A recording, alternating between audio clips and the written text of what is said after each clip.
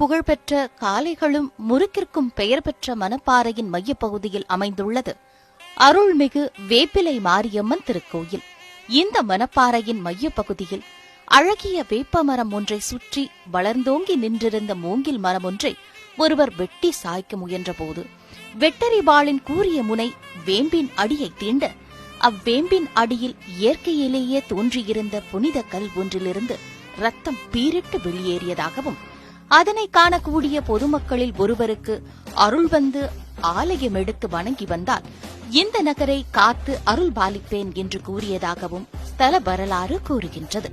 இதன் காரணமாகவே இன்றளவும் அருள்மிகு மாரியம்மனுக்கு காட்டும் புனித தீப ஆராதனைகள் யாவும் முதலில் அப்புனித கல்லிற்கு காட்டிய பிறகே மூலவருக்கு காட்டப்படுகின்றது.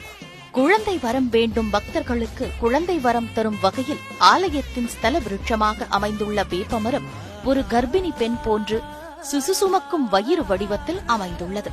இங்கு குழந்தை வரம் வேண்டுவோர் தொட்டில் கட்டி வேண்டுதல் வைப்பதும், குழந்தை வரம் பெற்றவுடன் திருவிழாவின் போது நூற்றுக்கணக்கானோர் கரும்பு தொட்டில் எடுத்து நேர்த்திக் கடனை செலுத்துவதும் காலகாலமாக நடந்து வருகின்றது.